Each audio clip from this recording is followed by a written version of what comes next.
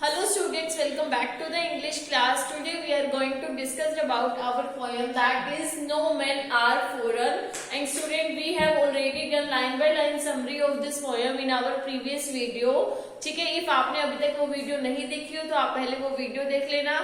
This poem is taken from your class 9 behind book. Today we will do this poem on DG. So let's start.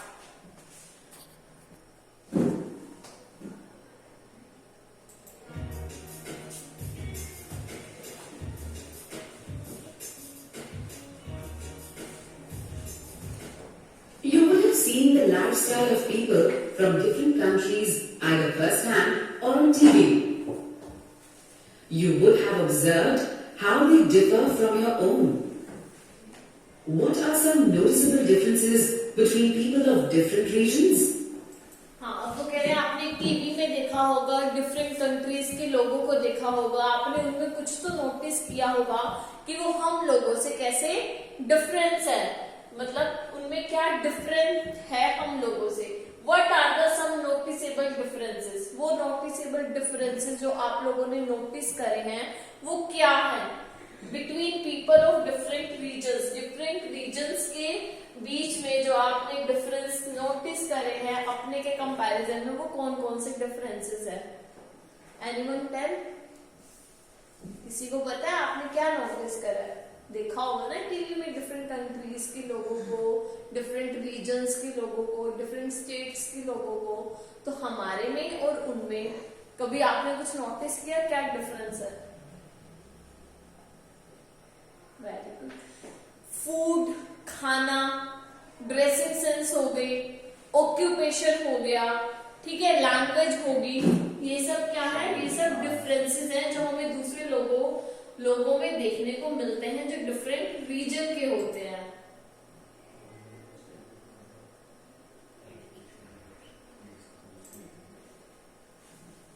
People from different countries or regions of the world differ in the way they look, live, and celebrate festivals. They also differ in their food habits and occupations. आपने देखा होगा वो दिखने में differ होते हैं, ठीक है, वो लुक्स में डिफर होते हैं, उनकी लाइफस्टाइल हम लोगों से डिफर होती है, ठीक है, सेलिब्रेशन एंड फेस्टिवल्स, उनके फेस्टिवल्स डिफर होते हैं. फॉर एग्जांपल इफ इंडिया में दिवाली को कितने अच्छे से धूमधाम से मनाया जाता है, सेम एज जो बाहर की कंट्रीज हैं उनमें क्या होता है, उनमें जो है क्रिसमस, ठीक है, जो 25 दिसंबर को आता है वो पूरा दिवाली की तरह मनाया जाता है जैसे इंडिया में दिवाली मनाई जाती है. फूड हैबिट्स हो गए, हम लोगों के खाने की हैबिट्स अलग है, उनकी अलग है, ठीक है, और ऑक्यूपेशन, ये सब डिफरेंसेस है जो हमें डिफरेंट रीजन्स के लोगों में देखने को मिलते हैं. But when you look closer, do you see some inherent similarities in them? Despite superficial differences in their lifestyles, people from different regions have many inherent similarities. They are all humans and share the same earth, water and air. अगर आपने उन लोगों को बहुत closely पास से observe किया हो तो आप लोगों ने देखा होगा उनमें कुछ इनहेरेंट क्वालिटीज होती हैं जो कि हम में भी हैं. For example they are all humans, वो सब भी हमारी तरह ह्यूमंस हैं, and share the same earth, वो सब भी हमारी तरह उसी अर्थ को शेयर करते हैं, वही वाटर पीते हैं और वही हवा लेते हैं जो हम लेते हैं. They live as a community and care for their loved ones. और वो भी जो है जैसे हम लोग अपने परिवार में एक सोसाइटी में कम्युनिटी में रहते हैं, वो लोग भी कम्युनिटी में रहते हैं. जैसे हम लोगों को अपनी फैमिली की केयर होती है, उनसे प्यार होता है, उन लोगों को भी अपनी फैमिली की वो केयर करते हैं, उनसे एक दूसरे से प्यार करते हैं. They experience the same emotions. This is precisely what James Kirkup tries to convey through his poem, No Men Are Foreign.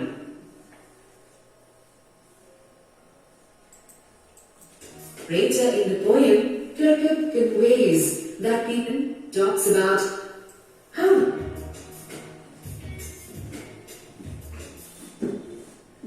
Kirkup's poem, No Men Are Foreign, talks about how regional and racial differences are superficial. At the core, we are all same, as we are humans. ये जो poem है वो James कर्कप ने right करी है, ठीक है, और वो बता रहे हैं कि at the core we are all same, we are humans. अगर हम गहराई से देखा जाए तो हम सब ह्यूमंस हैं, ठीक है, और हम सब सेम हैं, मीन्स एक जैसे ही हैं।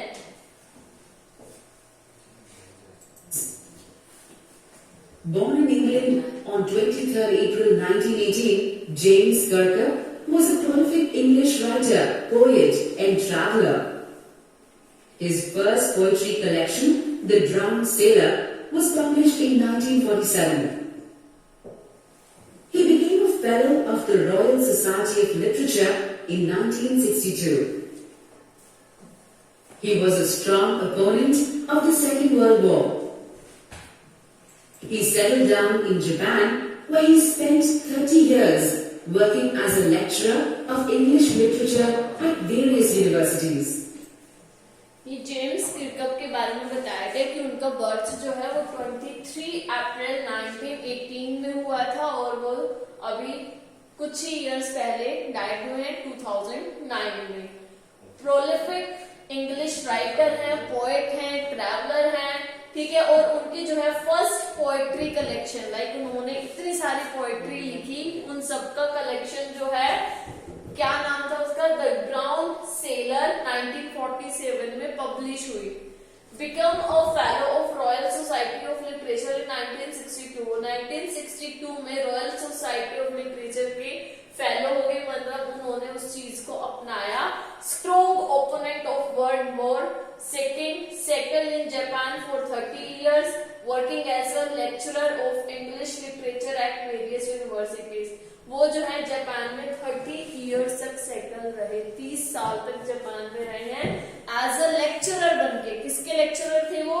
इंग्लिश लिटरेचर के वेरियस यूनिवर्सिटीज, मीन्स अलग अलग यूनिवर्सिटीज में, कभी इस यूनिवर्सिटी में वो लेक्चरर रहे हैं तो कभी किसी दूसरी यूनिवर्सिटीज में वो इंग्लिश के लेक्चरर रहे हैं। ये तुम्हारे पोएट के बारे में था। He mastered the skill of writing haiku and kanka.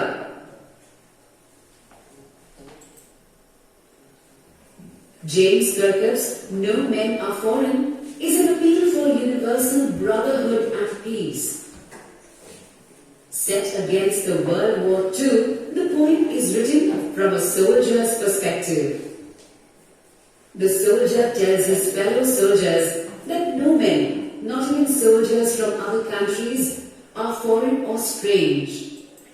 उन्होंने जो पोएम राइट करी थी वर्ल्ड वॉर सेकेंड के टाइम पे, जब उन्होंने देखा था कि कैसे कंट्रीज एक दूसरे से लड़ रहे हैं, ठीक है, the soldier tells his fellow soldiers, soldier जो है वो अपने फेलो सोल्जर्स को बताता है, no man not even soldiers from other countries are foreign और स्ट्रेंज, कि कोई भी सोल्जर हो, कोई भी पर्सन हो, कोई भी मतलब अलग नहीं है, वो सब हमारी तरह है, कोई भी स्ट्रेंज नहीं है, कोई भी अननोन नहीं है, मीन्स अजनबी नहीं है।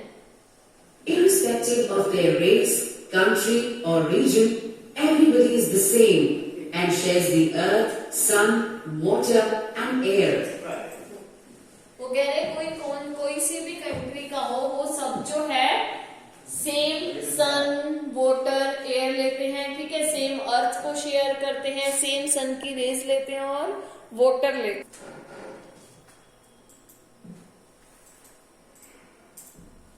They face hardships, experience similar emotions, and prosper during peaceful times and suffer during war.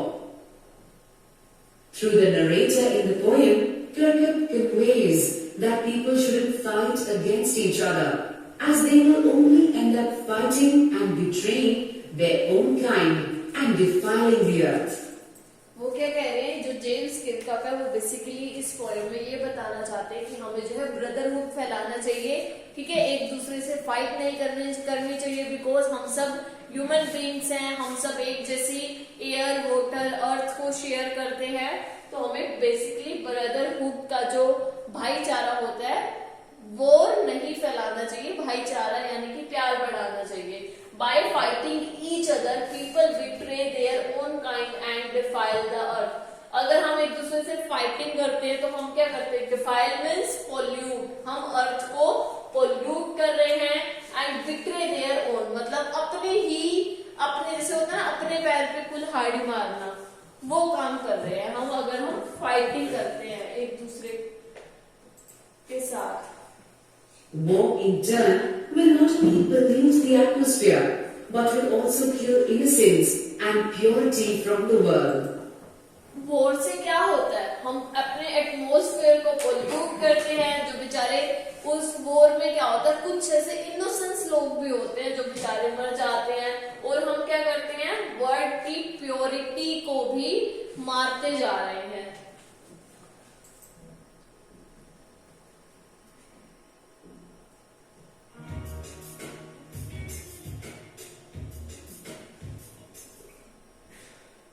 Read the poem from the textbook and then attempt the activities here to check your understanding of the poem. Which we have already read. In this section, let's analyze and understand the first 3 stanzas of the poem by answering some specific questions about it. हम पहले इस poem को पढ़ चुके हैं, अब आपके सामने कुछ क्वेश्चंस आएंगे जिनके आंसर आपको देने हैं। Beneath, select the best option to answer the question. आपको इन तीनों में से एक बेस्ट ऑप्शन को सिलेक्ट करना है। Beneath all uniforms a single body breathes means all uniforms, यहाँ पर आर्मी की यूनिफॉर्म के नीचे एक सिंगल बॉडी ब्रीथ करती है। Beneath मतलब under. What do uniforms represent here? यहाँ पर जो यूनिफॉर्म है वो क्या रिप्रेजेंट कर रहा है? Uniformity of people of different regions, soldiers from different nations, people of all races. Soldiers from different nations. Very good. Soldiers Well from done. different nations. Select the best option to answer the question. Beneath all uniforms, a single body breathes. Identify the poetic device used in this line. Oxymoron, personification, alliteration. Oxymoron. That's incorrect. That's incorrect. Well done. Alliteration. मजाक नहीं मजाक करना था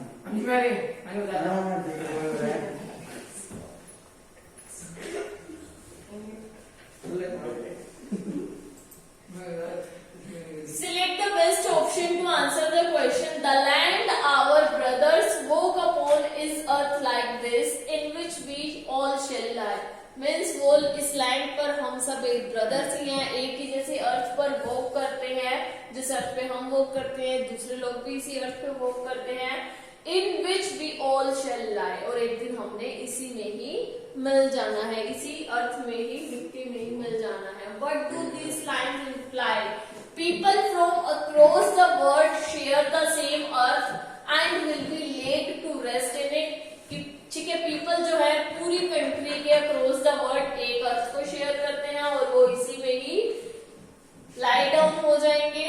ठीक है, people walk the earth and try to lay claim on parts of it, कि people जो है अर्थ के ऊपर वॉक करते हैं और क्लेम करते हैं कि ये मेरी धरती है, ये मेरी धरती है। People walk on this earth for a small time, people जो है एक स्मॉल टाइम के लिए इस अर्थ पर वॉक करते हैं, but assume it is their property, ये एज्यूम करके कि ये हमारी प्रॉपर्टी है। Well done.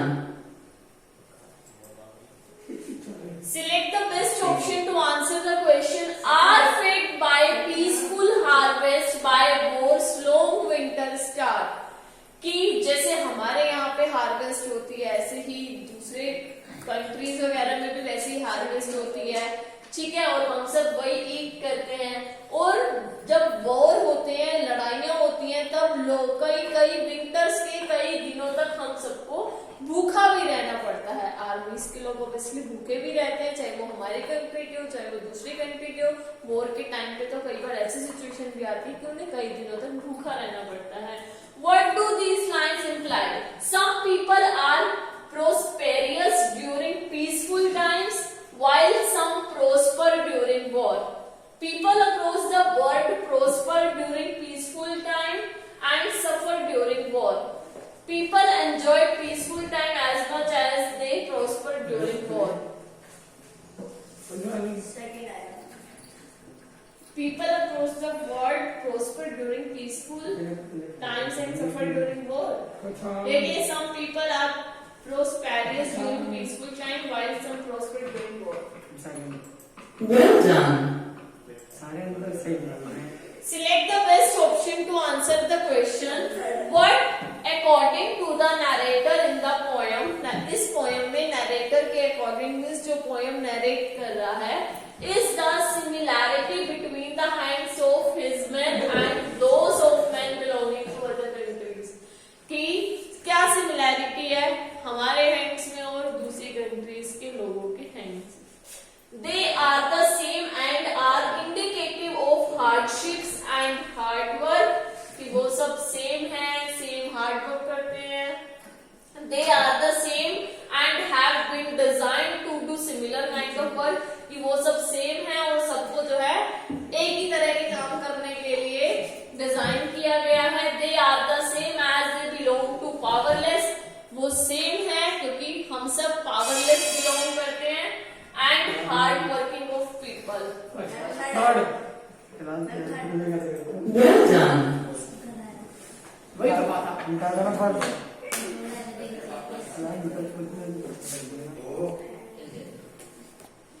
Next question is, their hands are ours, in their lines were read.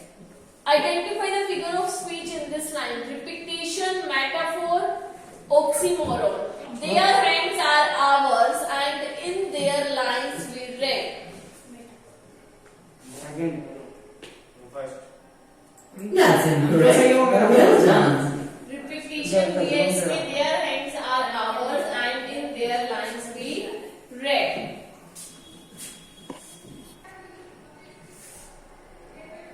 Well done.